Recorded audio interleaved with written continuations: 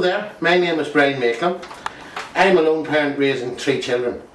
Twin boys aged 15 and a girl aged 12. Their names are Dara, Connor and Aoife. Dara has ADHD and is currently with the Youth Advocate Programme.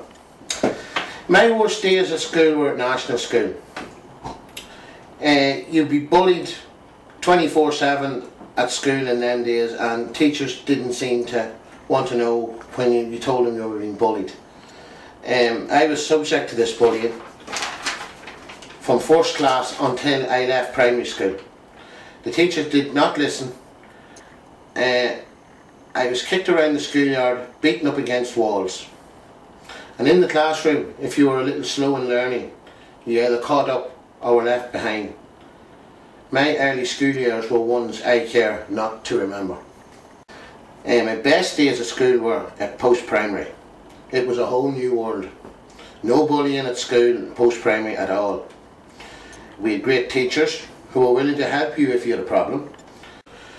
If you wanted to learn and got on well, post-primary teachers would do their utmost to give you the chance of learning and get good results. You also had a wider curriculum at post-primary, and you had a different teacher for each subject.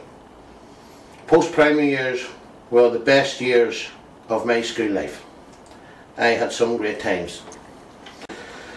If I could change the way schools are today, I would have more remedial teachers, more learning support classes, and more teachers in all schools. More organisations like Youth Advocate Programme, Youth Reach, VEC. Youth Reach is a great organisation, as it gives the pupil that can't get on at post-primary school the chance to further his or her education. Hello, my name's Anne-Marie Murray. I'm from 25 Drumbear Road, Monaghan. I was raised in Scottstown, County Monaghan. And when I went, I'm going to talk about the bad points of my school days.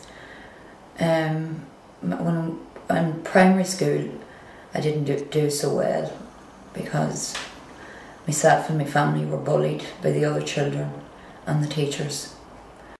And there was nothing done about it, which made me feel very insecure and the rest of the family very insecure. And when I left there, I went to Beach Hill and I found a great change.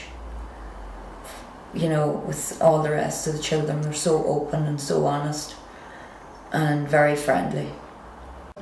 I left school when I was 14 to go to work. And as soon as I got the few pound into my pocket, I decided I wouldn't go back to school. It was the biggest mistake in my life. I should have stayed at school because Beach Hill was a really good school. How would you change things now? Well, the bullying's still going on in schools. I think teachers, you know, should be looking out for bullying and, you know, looking after children and be more, you know, softer on them instead of, you know, bullying them into doing this and doing that and them not, you know, child today is not going to listen to that. And people that bully other children, or even teachers that bully children and pupils themselves, should be punished for what they do. Because I'll tell you, it certainly held me back when I was younger. We're talking about primary school, your experiences, right? So the fact that you weren't at school, has that stopped you or hindered you in progressing, you know, going on to maybe study something in the future or even now? I think the best time to learn when you're young. There's no two ways about it. Some people great. It's just, you know, I just say, well, you could go back, surely doing course. There's loads of courses out there, you know. But I did do a few courses, not because I'd be sitting around home and doing absolutely nothing. You know what I mean? There's definitely, I done a few wee courses and in my time, and done a few years in FOS, worked on that, you know. Yeah, I was good at maths and Irish, but never give myself a chance. Why did you not give yourself a chance, Monica? Because I was very shy and that in myself, you know, and very backward. I think it was, I don't know why I was like that. I was just nervous kind, you know. And is that why you left school so early, or? Well, times was different then than there is now, you know. Times is much different. Your mum, you were saying something about your mum, she kept you at home, wasn't Yeah, she kept me at home and that, and well, I stayed at school till I was 13 years of age, and I didn't go to any, you know, didn't go to secondary school? Secondary school, yeah. Hi, my name is Sharon McGovern. I live in 17 Carronite Sloaness, County Monaghan, and my experience of my education was that the good points would have been that we had good friends, good family knit. In the education system, everybody seemed to stick together. The education wasn't that much enforced on you that you had to do A, B and C, that you could take it at ease and nobody was prejudged or judged on you. It was a good experience. The bad experience would have been when I started secondary school. There was a low amount of teachers. The subjects were there was a lot more subjects at the time, so we had to be there was A's and B's, so we had to be judged of what level of education we were at. So I was a B in that time, and there was A's as well, which were the higher grade. The only problem that I picked up in there, and it was an issue to me, was that the A grades and the B grades were in the one classroom.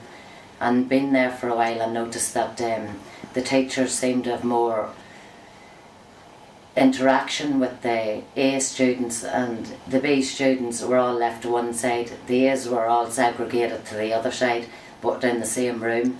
So you felt that more work was being done with the higher level, and the lower level were told maybe to do an essay, but were not told to do or give information on stuff that they were supposed to be doing. Now that the education system, it's completely changed. As I had a daughter in the secondary school, I found that they have segregated the higher level from the lower level. They're put into different areas, which is great, because the children or the child doesn't feel that they're intimidated by other students who are, it's no harm to the student that are more brighter, you know, but everybody's different and they should be treated all at the same time, treated all the same. So the education has come a long way in that sense. I would have a big issue with bullying that's going on now and nowadays. Years ago you didn't do it because you had nothing to fight over or argue over. Everybody was dressed and treated the same. Today it is unbelievable. Within the school system, they have this persona of, they have a policy on anti-bullying, which is great, that's in place. Is it enforced? Definitely not. With bullying, they don't handle it with the way they should. They should be handled the same way as a person slapping another. At bullying, what they do is, they tell you, if you go to a liaison officer, put your head up, walk on, pass no remarks on what the bullying's saying, but what they're actually doing to the student is mentally torturing them. And that is worse than a beating in my eyes. And it keeps going and going and going. The child deteriorates, the work goes down the Swanee. There's no family members to come as a group, parents as a group every week. If the child's been bullied, nip it in the bud.